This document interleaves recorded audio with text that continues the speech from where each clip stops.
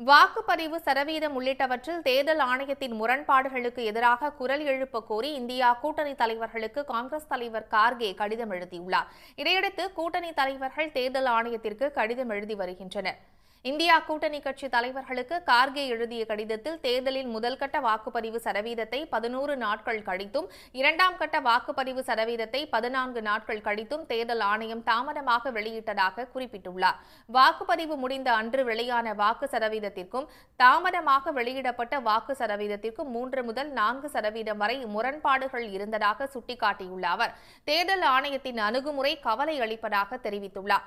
இது சாதாரண தேர்தல் இல்லை என கூறியுள்ள கார்கே, ஜனநாயகம் அரசியல் அமைப்பை நிலைநிறுத்துவதற்கான இந்த தேர்தலை தேர்தல் ஆணையம் பொறுப்புடன் நடத்த குரல் எழுப்புவோம் என கேட்டுக் கொண்டுள்ளார்.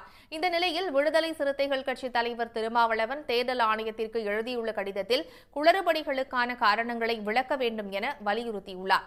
இறுதி முடிவுகளை மாற்றும் முயற்சி நடப்பதாக மக்கள் மனதில் எழுந்துள்ள சந்தேகத்தை நீக்குவதும் தேர்தல் ஆணையத்தின் கடமை என தெரிவித்துள்ளார்.